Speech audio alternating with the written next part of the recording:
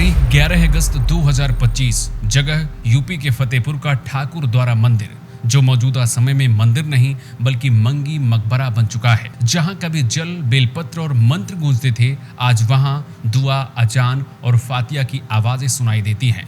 बदलाव सिर्फ पत्थरों का नहीं है, पूरी पहचान का है। और ये कहानी सिर्फ एक इमारत की नहीं बल्कि उस सफर की है जिसमें समय ने हजारों मंदिरों को मस्जिद या मकबरों में बदल दिया है। क्यों हुआ ये बदलाव, किसने किया ये बदलाव, और क्या ये सिर्फ इतिहास है या राजनीति की एक और नई अयोध्या बन गया है। फतेहपुर की ये इमारत बाहर से देखने में बस भले ही एक पुरानी दीवारों का ढांचा लगती है, लेकिन इन दीवारों में छिपी परतें सदियों पुराना सच कहती हैं। कभी जहां आरती की गूंज थी, शिवलिंग की पूजा होती थी, श्रावण के महीनों में कांवरियों का मेला लगता था, आज वो एक मकबरा बन चुका है। भारत का इतिहास ऐसे बदलते ढांचों से भरा पड़ा है, कहीं ताकत के बल पर, कहीं सियासत के नाम पर, और कहीं धीरे धीरे समाज की यादों को मिटाकर मंदिरों के स्वरूप बदल दिए गए। फतेहपुर की ये कहानी दरअसल उसी लंबे सिलसिले का हिस्सा है, लेकिन सवाल ये है कि क्या ये सिलसिला सचमुच रुक चुका है या फिर ये आज भी हमारी आंखों के सामने बदस्तूर जारी है। वैसे तो फतेहपुर एक शांत जिला है, लेकिन 11 अगस्त 2025 की सुबह एक ऐसी तस्वीर लेकर आई जिसने यहाँ की शांति में नफरत का जहर घोल दिया। सड़कों पर हलचल तेज होने लगी, दुकानों के शटर अभी आधे खुले ही थे कि जय श्री राम के नारे सड़कों पर गूंजने लगे। भगवा झंडा लिए युवाओं के जत्थे मकबरे की ओर तेजी से बढ़ रहे थे। पुलिस की पेट्रोलिंग करती दर्जनों गाड़ियां हूटरों के साथ आगे बढ़ रही थी। इस बात की ओर ये इशारा भी था कि आज फतेहपुर एक नई अयोध्या बनने की ओर आगे बढ़ चुका है।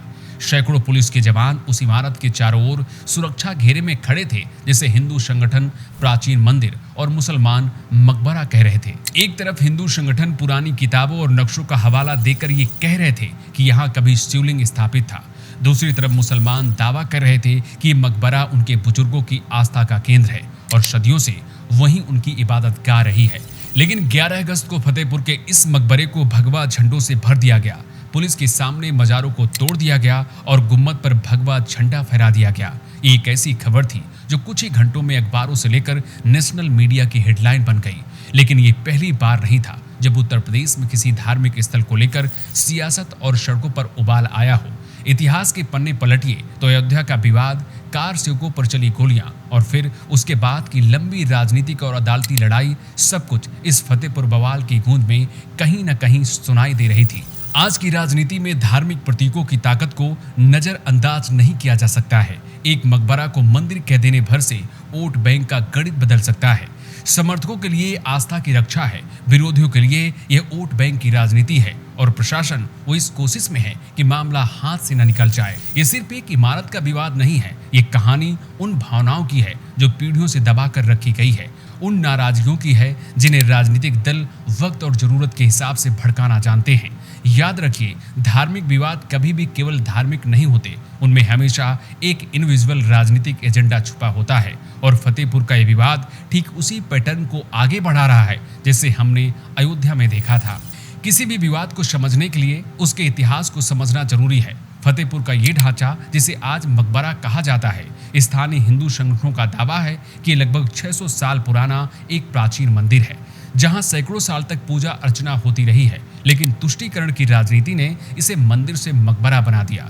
दस्तावेज बताते हैं कि देश की आजादी के बाद वर्ष 1928 में फतेहपुर में दो जमींदारों गिरधारी लाल रस्तोगी और मान सिंह परिवार के बीच 28 बीघे जमीन के बंटवारे को लेकर एक मुकदमा दायर किया गया और 14 अगस्त 1928 को तत्कालीन ब्रिटिश सरकार के अधीन अदालत ने गाटा संख्या 751, 752 और 754 गिरधारी लाल रस्तोगी को और गाटा संख्या 753 मान सिंह परिवार को आवंटित कर दिया। 30 दिसंबर 1970 को मान सिंह परिवार के वंशज नरेश्वर मान सिंह की पत्नी शकुंतला मान सिंह को ये जमीन ट्रांसफर हो गई और उन्होंने ये जमीन राम नरेश सिंह को बेच दी।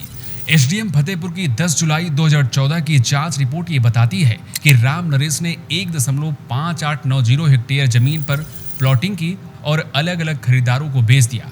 उस जमीन पर आज लगभग 40 से 45 मकान बने हुए हैं, यानी मंदिर का मूल ढांचा बचा है, लेकिन उसके चारों ओर का इलाका आज बदल चुका है और मंदिर भी मकबरा बन चुका है। इसके बाद वर्ष 2007 में मुस्लिम पक्ष ने इस जगह को औरंगजेब के फौजदार अब्दुल समद और उनके बेटे अबू बकर की कब्र बताते हुए मोहम्मद अनीस ने राम नरेश सिंह के खिलाफ एसडीएम कोर्ट में मुकदमा दायर कर दिया।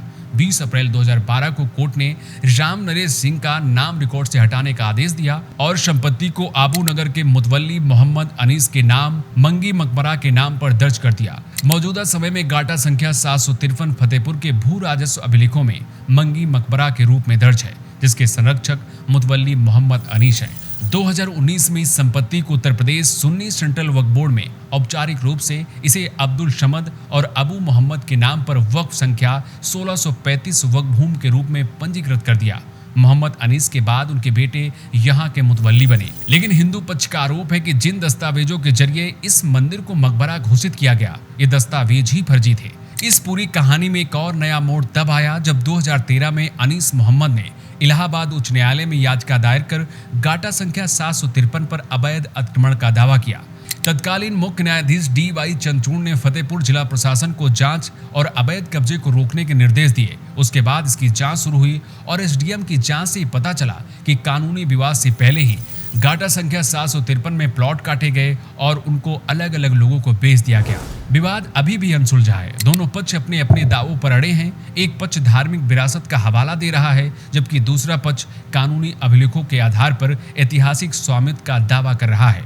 यहाँ ध्यान देने वाली बात यह है कि ये शब्द सपा सरकार के कार्यकाल में हुआ, एक ऐसी सरकार जिस पर मुस्लिम परस्त होने के आरोप लगते रहे हैं। हिंदू संगठनों का मानना है कि प्रशासन ने जानबूझकर इस विवाद में मुस्लिम पक्ष को बढ़त दी ताकि एक खास वोट बैंक को खुश किया जा सके। ये आरोप कितना सच है ये तो अदालतें तय करेंगी, लेकिन इसने लोगों के मन में गहरी नाराजगी जरूर पैदा कर दी है। इतिहास के दस्तावेज और लोगों की यादें दोनों यहाँ मौजूद हैं, लेकिन दोनों का सच अलग अलग है। एक तरफ सरकारी रिकॉर्ड कहता है कि ये मकबरा है, दूसरी तरफ पीढ़ियों की यादें कहती हैं कि ये मंदिर था। और जब इतिहास में टकराव होता है तो सड़क पर बवाल होना तय है। उत्तर प्रदेश में जब भी कोई धार्मिक विवाद सामने आता है तो कैमरे सबसे पहले मुख्यमंत्री योगी आदित्यनाथ पर टिक जाते हैं। वजह साफ है, योगी सिर्फ मुख्यमंत्री नहीं है बल्कि गोरक्षा पीठ के महंत भी हैं। उनकी छवि सख्त हिंदू नेता की है जो कानून व्यवस्था में सख्ती और हिंदुत्व के मुद्दों पर आक्रामक रूप के लिए जाने जाते हैं। योगी आदित्यनाथ की सरकार के सामने दोहरे दबाव हैं। पहला हिंदू संगठनों का दबाव है जो ये चाहते हैं कि फतेहपुर को मंदिर आंदोलन का नया चेहरा बनाया जाए। दूसरा कानून और अदालत का दबाव जो कहता है कि मामला कोर्ट में है और प्रशासन को दोनों पक्षों के साथ निष्पक्ष रहना होगा। ये संतुलन बनाना आसान नहीं है, खासकर तब जब भाजपा का बड़ा वोट बैंक इस मुद्दे को हिंदुत्व की अगली लड़ाई मान रहा हो। योगी आदित्यनाथ ने कई बार कहा है कि सरकार न्यायालय के आदेशों का पालन करेगी, लेकिन धार्मिक आस्था के साथ अन्याय होने नहीं दिया जाएगा। इसका मतलब ये भी निकाला जा सकता है कि अगर कानूनी रास्ता हिंदुओं के पक्ष में जाता है तो सरकार खुलकर समर्थन देगी, और अगर नहीं गया तो यही वो अगर है जो राजनीतिक तापमान को और ज्यादा बढ़ा रहा है। विपक्षी दल खासकर सपा और कांग्रेस इस मुद्दे पर योगी सरकार पर आरोप लगा रहे हैं कि वो जानबूझकर ऐसे विवाद खड़े करती है ताकि चुनावी समय में इसका फायदा लिया जा सके, जबकि भाजपा समर्थक कहते हैं कि विपक्ष ही इस पूरे विवाद का असली दोषी है, क्योंकि 2012 में मकबरा खतौनी में दर्ज कराकर ये विवाद उन्हीं की सरकार में खड़ा किया गया। अयोध्या के बाद अगर काशी और मथुरा को लेकर हिंदुत्व की राजनीति फिर से तेज होती है तो फतेहपुर जैसे मुद्दे स्थानीय से राष्ट्रीय बनने में ज्यादा समय नहीं लगेगा। इन सब के बीच सबसे बड़ा सवाल ये भी है कि अगर ये विवाद सुलझा नहीं तो क्या यूपी का फतेहपुर सच में एक नई अयोध्या बनने की ओर बढ़ रहा है। जब अयोध्या विवाद शुरू हुआ था तब शायद ही किसी ने सोचा होगा कि मामला 500 सालों से ज्यादा चलेगा, देश की राजनीति बदल देगा और एक मंदिर निर्माण के साथ ही खत्म होगा। आज फतेहपुर का विवाद भी वैसे ही शुरुआती मोड़ पर है। धार्मिक दावेदारी, पुराना इतिहास, राजनीतिक दखल और भावनात्मक उबाल, क्या ये भी अयोध्या की तरह लंबा, बड़ा और राष्ट्रीय मुद्दा बन जाएगा। वैसे फतेहपुर के इस विवाद को लेकर आपकी अपनी राय क्या है, आप हमें कमेंट बॉक्स में लिखकर बता सकते हैं। नमस्कार।